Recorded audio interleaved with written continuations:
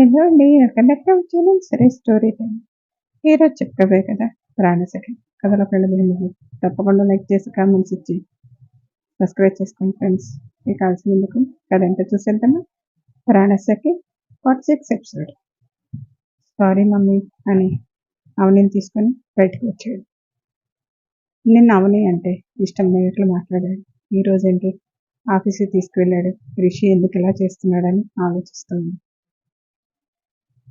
నిన్న కాతేని వాళ్ళ డాటరు ఆఫీస్కి వస్తుందని చెప్పేసరికి అవని కూడా ఆఫీస్కి వెళ్ళాలని పట్టుబట్టి వెళ్తుందా ఏంటి? ఎంత అవని పట్టుబడితే మాత్రం రిషి ఎలా ఒప్పుకున్నాడు? రిషి ఏంటో ఒక్కొక్కసారి ఒక్కొక్కలాగా బిహేవ్ చేస్తూ ఉంటాడు. ఇప్పుడు కాతేని వాళ్ళ డాటర్ వచ్చిన తర్వాత తనతో ఫ్రెండ్షిప్ చేస్తే బాగుంది. అప్పుడైనా రిషి అవనిని దూరం పెడతాడని అని అనుకుంటూ అక్కడే ఉంది సౌదామి. ఆనంద్ ఆఫీస్కి వెళ్ళడానికి రెడీ కిందకు వచ్చి సౌదామిని ఏదో ఆలోచిస్తూ అలాగే నిలబడి ఉండటం చూసి, ఏంటి సౌదామిని నిలబడే నిద్రపోతున్నావా అని అడిగాడు. ఈ మధ్య జోక్స్ ఎక్కువైపోతున్నాయి అని కోపంగా అన్నది. ఇప్పుడు నేనేం చేశాను? నువ్వు అలా నిలబడి ఉంటే నిద్రపోతున్నట్లే ఉంది, అందుకే అడిగాను. ఏంటి పొద్దున్నే గరంగా ఉన్నావు?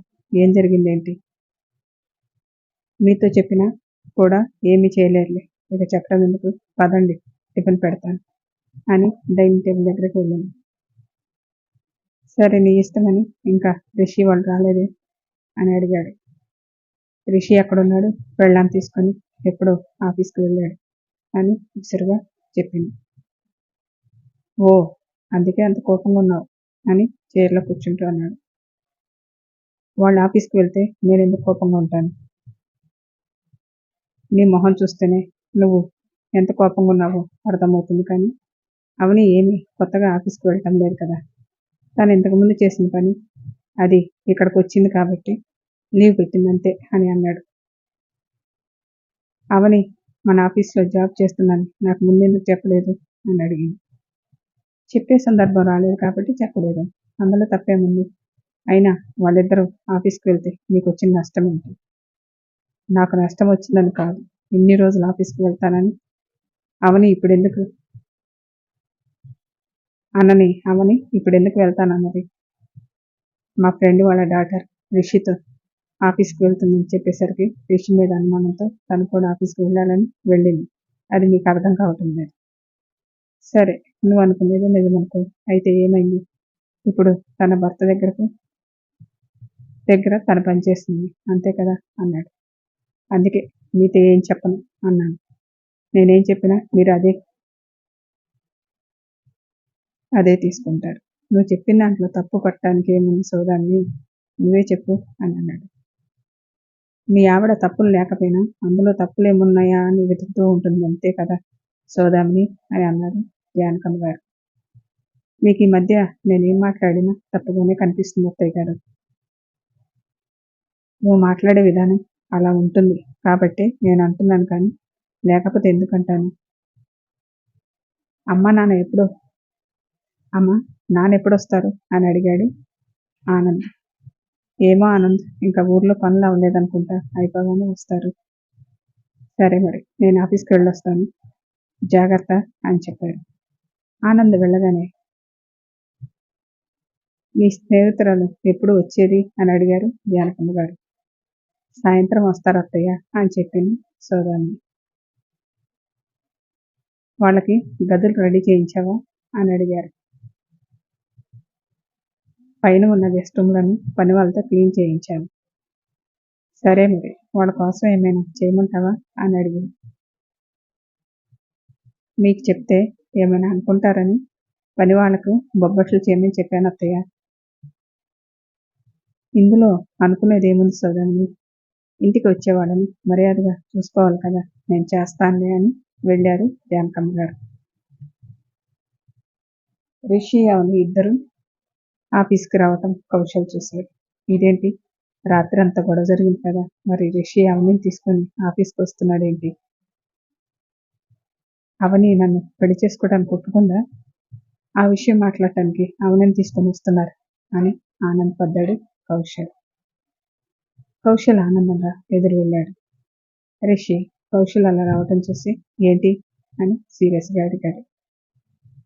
అది సార్ అవని అని చెప్తుంటే వర్క్ చేసే టైంలో ఎందుకు తిరుగుతున్నావు అని అడిగాడు. రిషి అలా అడగగానే తడబడుతూ ఏం లేదంటూ వెళ్ళి తన సీట్లో కూర్చున్నాడు. రిషి తన క్యాబిన్లోకి వెళ్ళగానే అవని తన సీట్లో కూర్చుంది. కౌశల్ ఆత్రం ఆపుకోలేక మళ్ళీ లేచి అవని దగ్గరకు వచ్చి అవని ఇక నుంచి ఈరోజు ఆఫీస్కి వస్తావా అని అడిగాడు. ఇప్పుడే కదా రిషి సార్ అరిచారు, వెళ్ళి వర్క్ చేసుకో. కౌశల్ మళ్ళీ సార్ చూస్తే నన్ను తిడతారు. నేను అడిగేదానికి సమాధానం చెప్పవని వెళ్తాను అని అన్నాడు కౌశల్. ఆఫీస్కి వచ్చాను కాబట్టి ఈరోజు వస్తానని కదా అర్థం అని అన్నది. అయితే నన్ను పెళ్లి చేసుకోవడానికి ఒప్పుకున్నట్లేనా అని అడిగాడు. ఆఫీస్కి నిన్ను పెళ్లి చేసుకోవడానికి సంబంధం ఏంటి? నేను నిన్న క్లియర్గా చెప్పాను, నిన్ను పెళ్లి చేసుకోవటం కుదరదు అని. వేరే అమ్మాయిని చూసుకోండి. అదేంటవని అలా అంటున్నావు? కౌశల్ ఇంకా వెళ్తావా లేదా? నీ నుంచి నన్ను కూడా సార్ తిడతారు. కౌశల్ కోపంగా తన చేతి దగ్గరికి వెళ్ళి కూర్చొని వీళ్ళిద్దరు కలిసి బాగా నాటకాలు ఆడుతున్నారు. నిన్నేమో ఆయన అవని మీద కోపం ఉన్నట్లు మాట్లాడారు, ఈరోజు ఆఫీస్కి తీసుకొచ్చారని కోపంగా అనుకున్నాడు. వర్క్ చాలా పెండింగ్లో ఉండటం వల్ల రిషి క్యాబిన్లోకి రాగానే వర్క్లో పడిపోయాడు. లంచ్ టైం దాకా వర్క్ చేస్తూనే ఉన్నాడు. లంచ్ టైం అవడంతో అవని రిషి రూమ్లోకి వచ్చి ఏంటి రిషి గారు ఇంకా వర్క్ చేస్తూనే ఉన్నారు అని అడిగింది. చాలా వరకు పెండింగ్లో ఉంది అవని, అదే చేస్తున్నాను. అవునా, రోజు ఆఫీస్కి వస్తున్నారు కదా, పెండింగ్లో ఎందుకు ఉంది అని అడిగింది. ఎక్కడ ఆలోచనతో వర్క్ మీద ధ్యాస పెట్టలేదు. మధ్యలో నేనేం చేశాను నన్ను అంటున్నారు? నువ్వే కదా విడాకులు ఇవ్వనని గొడవ పెట్టింది. ఆ గొడవ వల్ల వర్క్ అంతా పెండింగ్లో ఉంది. నేను విడాకులు ఇవ్వనంటే దాని గురించి అంతగా ఎందుకు ఆలోచించటం? నేను మిమ్మల్ని ఏమైనా ఇబ్బంది పెడతాననుకున్నారా? అలా అని కాదవని, ఎందుకో సిరి ప్లేస్లో ఎవరిని నా మనసులో ఊహించుకోలేకపోతున్నాను. నేనేమి సిరి ప్లేస్లోకి వస్తానని అనటం లేదు, ఆ ఇంటి కోడలుగా ఉంటానంటున్నాను అంతే. ఏదైతే ఏమిటి, నువ్వు నా భార్యవనే కదా అర్థం. భార్య అయినంత మాత్రాన సిరి ప్లేస్లోకి వస్తానని ఎలా అనుకున్నారు? మీకు ఇష్టం లేకుండా నేను ఏ పని చేయను. అలాగే నన్ను భార్యగా అంగీకరించమని ఇబ్బంది పెట్టను. ఇప్పుడు ఆ విషయాలు ఎందుకు లేవని, రాత్రి మాట్లాడుకొని అన్నీ సెట్ చేసుకున్నాం కదా. నువ్వు 4 నెలలు గడువు అడిగావు. ఈ 4 నెలలు నువ్వేం చేసినా నీకు సపోర్ట్ చేస్తాను. తర్వాత మాత్రం నేను చెప్పింది నువ్వు వినాలి, గుర్తుంది కదా అని అన్నాడు. ఈ 4 నెలలు ఈ మాటని ఎన్నిసార్లు గుర్తు చేస్తారు? నువ్వు ఇచ్చిన మాట గుర్తుండాలి కదా మరి. అంటే మీరు గుర్తు చేస్తేనే నాకు గుర్తుంటుందా, లేకపోతే గుర్తుండదా? అమ్మో, నిన్ను నమ్మను, నా జాగ్రత్తలో నేను ఉంటాను అని రిషి అంటుంటే రిషి వైపు కోపంగా చూసింది అవని. చూసించాలి కానీ ఆకలి వేస్తుంది, భోజనం పెడతావా, నన్ను తినమంటావా అని అడిగాడు. అవని టేబుల్ పక్కనున్న క్యారియర్ తీసి కోపంగా టేబుల్ మీద పెట్టింది. అబ్బో, ఇదంతా కోపమేనా? మీరు మాట్లాడకండి రిషి గారు అని ప్లేట్లో భోజనం పెడుతుంటే డోర్ కొట్టి ఎక్స్క్యూజ్ మీ సార్ అంటూ కౌశల్ వచ్చాడు. కౌశల్ని అక్కడ చూడగానే ఏంటి కౌశల్ రా అని పిలిచాడు రిషి. అవని భోజనం ప్లేట్లో పెడుతూ కౌశల్ వైపు అసలు కూడా చూడలేదు. లంచ్ చేసావా అని అడిగాడు. లేదు సార్, మీతో కొంచెం మాట్లాడాలి అని వచ్చాను. సరే కూర్చో, భోజనం చేస్తూ మాట్లాడుకుందాం.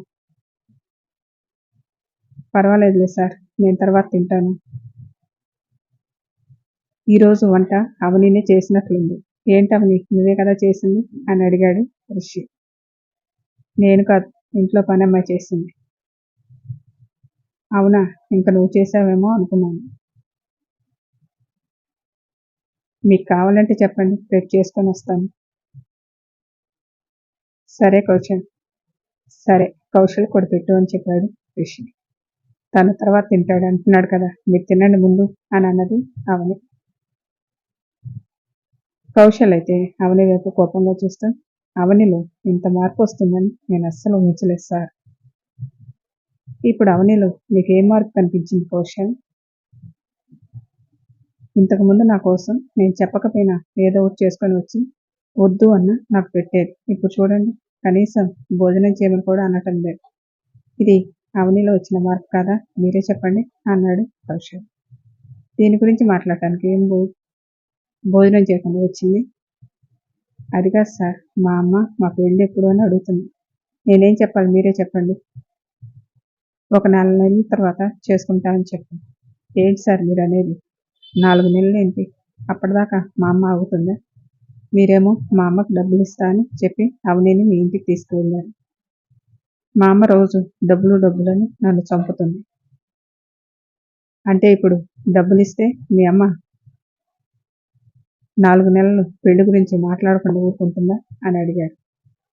అంతే కదా సార్, అప్పుడు ఏదో ఒకటి చెప్పి మా అమ్మని పెళ్లి గురించి అడగకుండా చూసుకుంటాను. మీరు డబ్బిస్తే ఏ పనైనా చేస్తారు, అంతే కదా? పెళ్లి ఆపమంటే ఆపుతారు, చేసుకోమంటే చేసుకుంటారు, అంతే కదా కౌశల్ అని సీరియస్గా చూశాడు. రిషి అలా అడగగానే అంటే సార్ అని నసుకుతూ ఉన్నాడు. అవని వాళ్ళ ఇంట్లో మీ అమ్మగారి పద్ధతి చూశాను. ఆమె డబ్బు కోసం ఏమైనా చేస్తుంది అని నాకు అర్థమైంది. అందుకే 50 లక్షలు ఇస్తాను ఊరికే అన్నాను. అంటే మీరు నిజంగా 50 లక్షలు ఇవ్వరా? ఏంటి కౌశల్, నీకు కూడా మీ అమ్మలాగా డబ్బు పిచ్చిందా అని కౌశల్ వైపు సీరియస్గా చూశాడు. నేను అలా అనుకుంటే అవని వెంట ఎందుకు పడతాను సార్? మా అమ్మను చూసిన సంబంధాన్ని చేసుకునేవాడిని కదా. మరి మీ అమ్మకి నువ్వైనా చెప్పొచ్చు కదా. నాకేం తెలుసు సార్, మీరే కదా ఆ రోజు అవనిని మీతో పంపిస్తే మనీ ఇస్తా అన్నారు. నేను అడిగానని అన్నాడు. మీ అమ్మగారు అసలు ఏమంటారో అని అలా అన్నాను. అయినా నా భార్యని నా ఇంటికి తీసుకువెళ్ళటానికి మీ పర్మిషన్ ఎందుకు అని అన్నాడు. రిషి అలా మాట్లాడుతుంటే అవనికి చాలా సంతోషంగా అనిపించింది. కౌశల్కైతే ఏం మాట్లాడాలో అర్థం కాక, నేనేమి డబ్బులు అడగలేదు సార్, మా అమ్మే కదా అడిగారు. మీ అమ్మ అడుగుతున్నప్పుడు నువ్వైనా అదేంటమ్మా అలా అడుగుతున్నావు అని ఒక్క మాట అన్నావా? ఇవన్నీ నేను గమనించలేదనుకున్నావా కౌశల్? అదేంటి సార్, ఆ రోజు అన్నాను కదా అమ్మతో. అన్నావు కానీ డబ్బొద్దని మీ అమ్మతో చెప్పలేదు కదా.